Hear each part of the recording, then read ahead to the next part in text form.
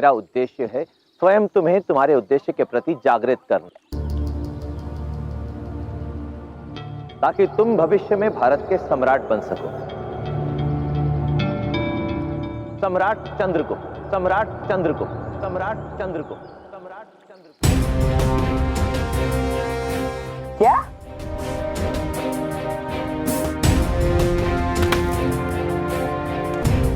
क्या क्या कहा आपने? ब्राह्मण भाषा? अखड़ा भारत? अखंड भारत, एक छत्र भारत, एक राजा एक सम्राट की सोच से निर्मित एक साथ चलने वाला भारत। आप ब्राह्मण है या विदूषक? ब्राह्मण देव, आप जिस धरती पर खड़े हैं उसका नाम भारत नहीं, मगध है, जिसके पास अपना सम्राट है, सम्राट धनानंद।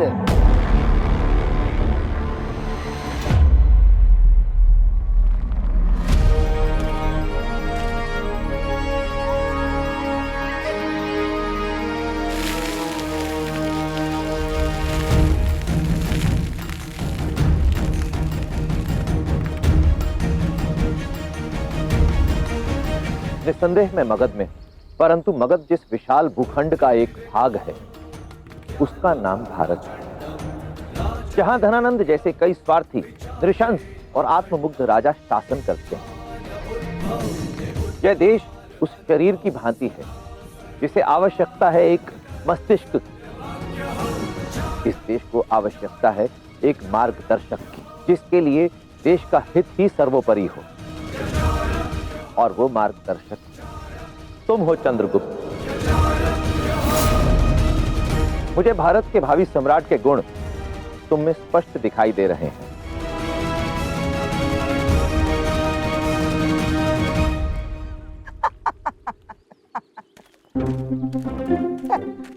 प्रतीत होता है ब्राह्मण देव कि मगध के सैनिकों ने आपको बहुत तंग करके रखा है, कि आपकी निद्रा पूर्ण ही नहीं हो पा रही है।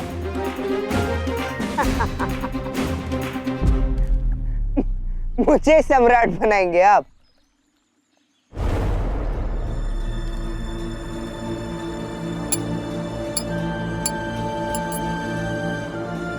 ये बेड़ी देख रहे हैं आप? चिन्ह है दासत्व का, और एक दास सम्राट बनकर आदेश नहीं देता, सेवक बनकर उस आदेश का पालन करता है। व्यक्ति केवल अपने मन का दास होता है चंद्रगुप्त। तीव्र गति से बहती नदी की धारा के जल को चीरकर जो उसे पार करता है वही इतिहास रचता है, और इसी धारा से बनती है धारणा। वर्षों से एक धारणा चली आ रही कि केवल क्षत्रिय ही शासन कर सकते हैं, और इस धारणा को तोड़ा तुम्हारे सम्राट धनानंद ने। उसने यह अनुभव किया कि नापित भी शासन कर सकते हैं, और अपने इस लक्ष्य की प्राप्ति के लिए उसने कर्म किया और सम्राट बन गया। व्यक्ति कहां से आया है यह महत्वपूर्ण नहीं, परंतु उसकी सोच उसे किस दिशा में लेकर जाती है यह सर्वाधिक महत्वपूर्ण है। यदि लक्ष्य साध कर कर्म किया जाए तो संसार में असंभव कुछ भी नहीं है चंद्रगुप्त। तुम भी सम्राट बन सकते हो, इसलिए तन की नहीं मन की बेड़ियां तोड़। ब्राह्मण देव, मैंने आपकी मंत्रणा सुनी, अब मेरा भी सुझाव मानिए। वो भूसे का ढेर देख रहे हैं आप? वहां जाइए और निश्चिंत होकर अपनी निद्रा को पूर्ण कीजिए, क्योंकि क्या होता है ना, जब व्यक्ति की निद्रा पूर्ण ना हो तो वो दिन में ही स्वप्न देखने लगता है।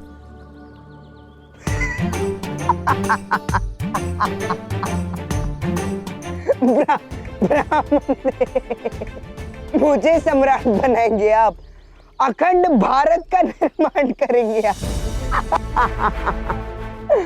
हे भगवान, इससे पहले कि मगध नरेश इनकी आत्मा को शांति दे, इन्हें सद्बुद्धि दो प्रभु। इन्हें सद्बुद्धि दो, सद्बुद्धि दो इन्हें प्रभु, सद्बुद्धि दो, सद्बुद्धि दो, सद्बुद्धि दो इन्हें प्रभु। अनपढ़ के लिए काला अक्षर भैंस बराबर होता है आचार्य। इस अशिक्षित को आप शासक कैसे बनाएंगे आचार्य? निरंतर प्रयास से भैरव। नदी किनारे का खुरदरा पत्थर भी लहरों से टकरा टकरा कर सुंदर और सुडौल बन जाता है। मेरे प्रयास भी सागर की उन लहरों की तरह होंगे जो निरंतर चलते रहे। और देखना, एक दिन ये भी बदलेगा। जैसा राजा वैसी प्रजा। अब तक मुझे लगता था कि केवल सम्राट की मति मारी गई है, पर इस ब्राह्मण को देखकर समझ में आ गया यहाँ की प्रजा में भी बुद्धिहीनों की कमी नहीं है।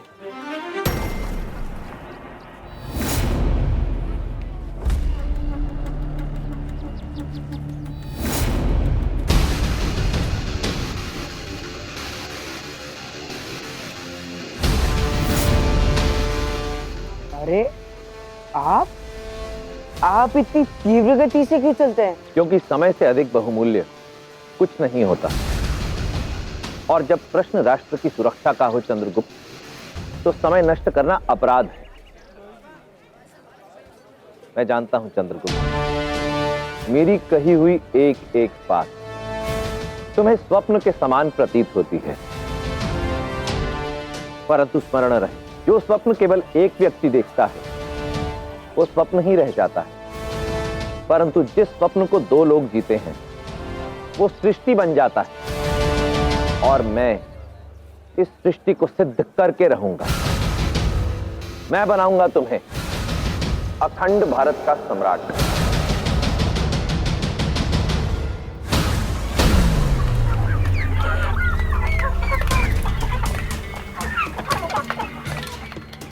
ब्राह्मण देव, एक बात बताइए कि भारतवर्ष में हमारे मगध जैसे कितने राष्ट्र होंगे?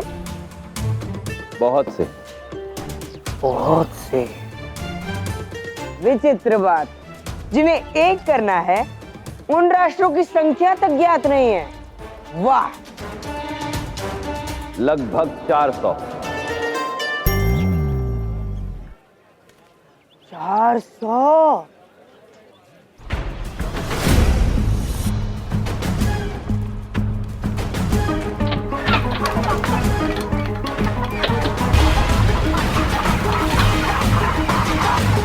अरे ये मुर्गियां! अरे मेरी मुर्गियों को पकड़ो!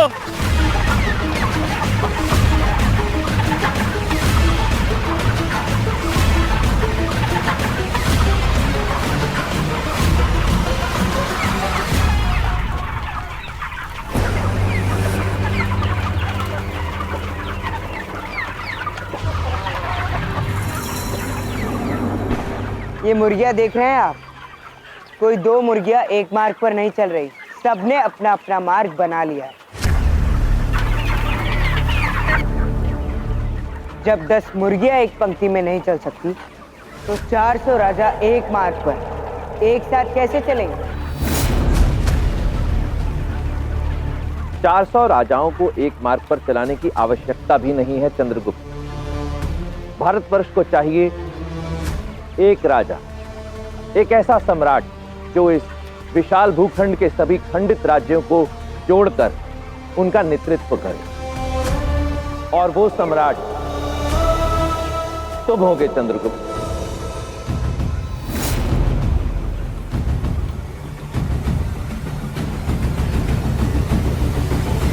अरे ये क्या नर कर दिया नाटी मुर्गियों ने?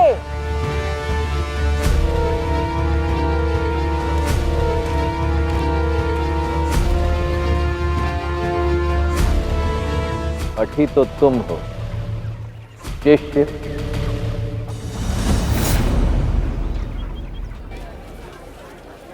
देखो चंद्र, वो अमत्या से तुम्हें बचाने के लिए हमने लुब्धक से जो व्यवहार किया सो किया, किंतु वो लुब्धक उतना मूर्ख नहीं है कि उसका प्रतिकार तुमसे ले। वैसे भी उसके घावों में अभी भी पीड़ा शेष है, कदाचित हमें देखकर बौखला जाए, इसलिए संभाल लेना। लुब्धक से डरने की कोई आवश्यकता नहीं। चलो मेरे साथ।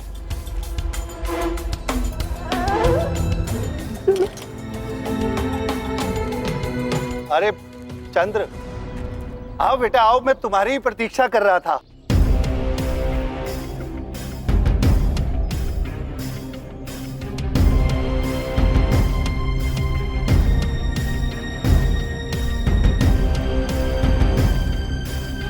देखो लुब्धक, जो हुआ उसे भुला देते। अब ये बताओ कि तुम मुझसे आगे क्या चाहते हो? क्या करना होगा मुझे? नहीं नहीं, तुम्हें अब कुछ करने की आवश्यकता नहीं। जो करना था वो इस धनवान महापुरुष ने कर दिया, और तुम्हारी स्वतंत्रता का जितना मूल्य मैंने मांगा था उससे अधिक दुगना इन्होंने मुझे दे दिया। आज से तुम मेरे दासत्व से मुक्त हो। धन्यवाद करो इन महापुरुष को। कौन है ये महापुरुष?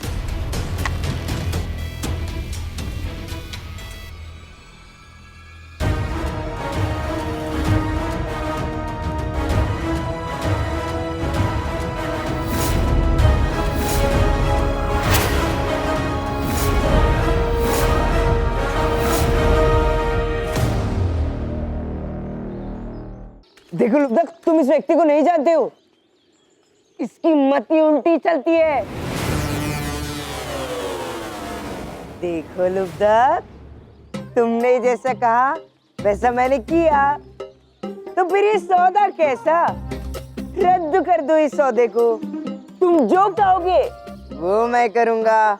बड़े से बड़ा खजाना लूटूंगा, किंतु तुम मुझे इसके हाथों मत बेचो।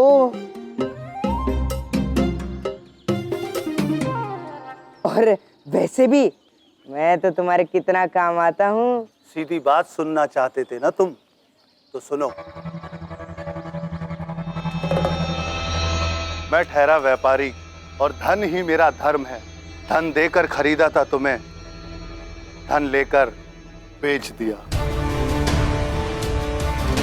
और तुम जैसे उज्जड़ के बदले इतना धन 6 बार भी बेचूं तो कम है। अब तुम जानो और तुम्हारे ये नए स्वामी।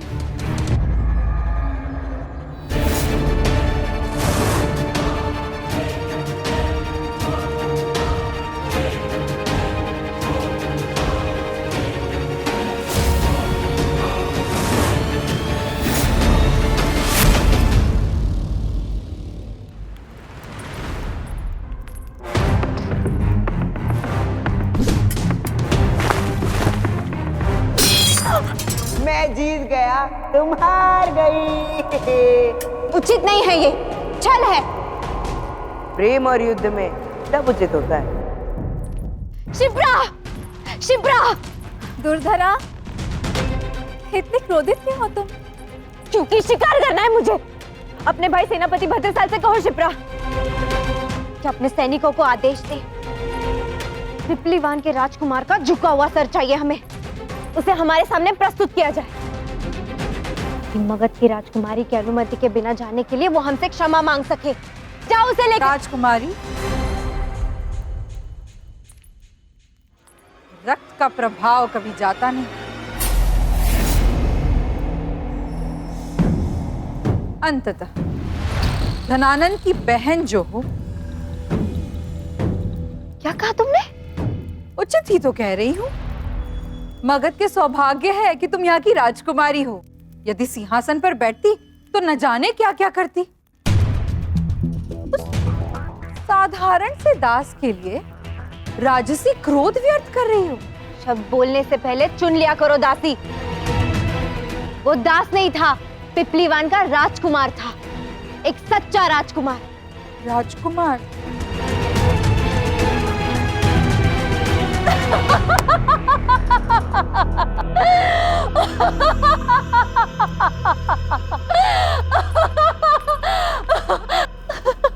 धरा, वो एक साधारण सा दास ही था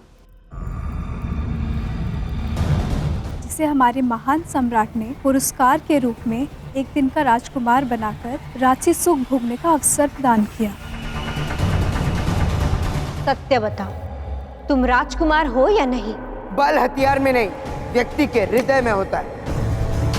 तलवार पुत्र की हो या पिता की, प्रहार उस पर निर्भर करता है कि तलवार किसके हाथ में है। उसका इतना दुस्साहस, हमसे झूठ बोला। राजकुमारी के साथ उसने छल किया। साहसी होने के साथ साथ भाग्यशाली भी है। तभी तो एक वास्तविक राजकुमारी एक तुच्छ से दास के लिए स्वयं को कष्ट दे रही है।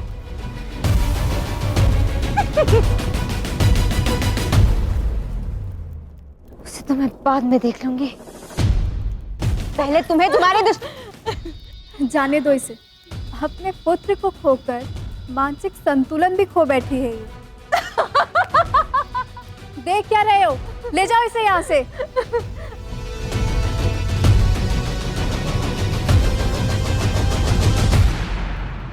अपने भाई को कुछ कहने की आवश्यकता नहीं है।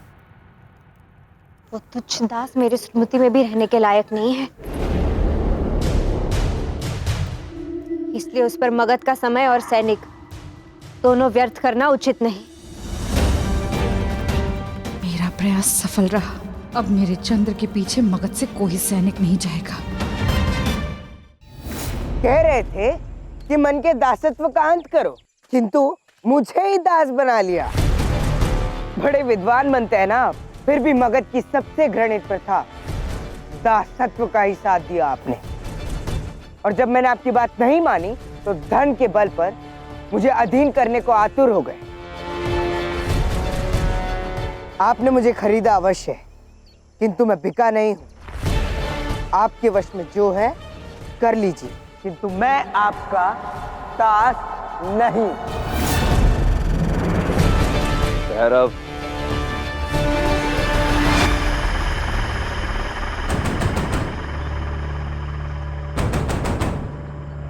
ओह, तो शास्त्र के ज्ञानी होने का ढोंग करने वाले अब शस्त्र का उपयोग करने लगे। करो, पकड़ लो इसे।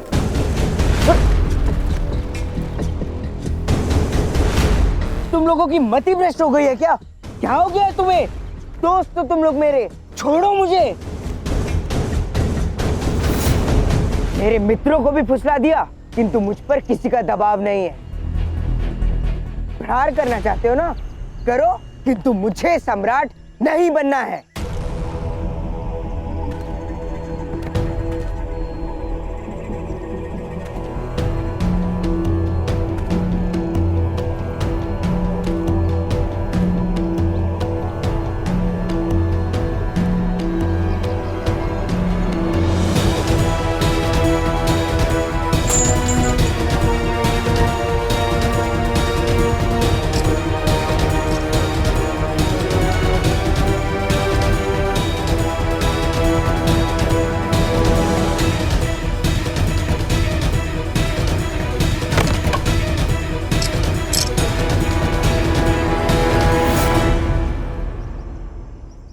छोड़ दो इसे। तुम अब पूर्णतः स्वतंत्र हो चंद्रगुप्त। जहां चाहे वहां जा सकते हो, जहां चाहे भ्रमण करो, परंतु दिन में केवल एक बार मुझसे भेंट करने अवश्य आना होगा। तुम्हारी स्वतंत्रता का इतना अधिक मूल्य जो चुकाया है मैंने, अपना आभार जताने के लिए इतना तो करोगे ना? करूंगा, अवश्य करूंगा, किंतु शीघ्र ही आपको आपका मूल्य चुकाकर मैं मुक्त हो जाऊंगा।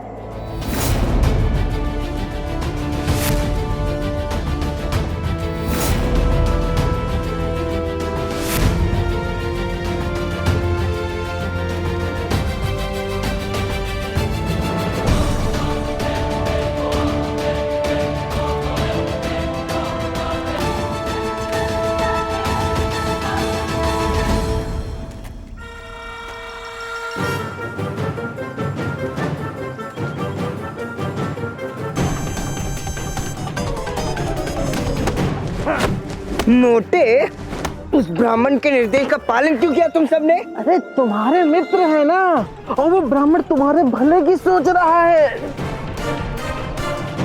अरे पागल है वो ब्राह्मण। नहीं नहीं, उसके मार्ग थोड़े टेढ़े हैं, किंतु लक्ष्य सीधा ही लगता है।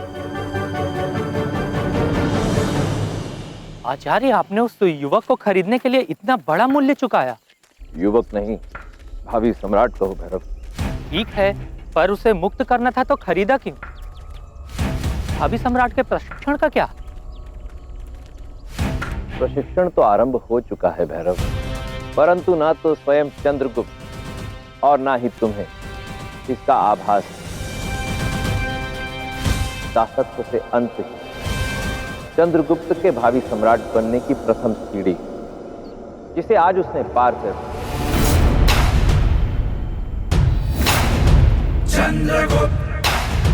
अब यात्रा आरंभ होगी चंद्रगुप्त की सम्राट चंद्रगुप्त बनने की।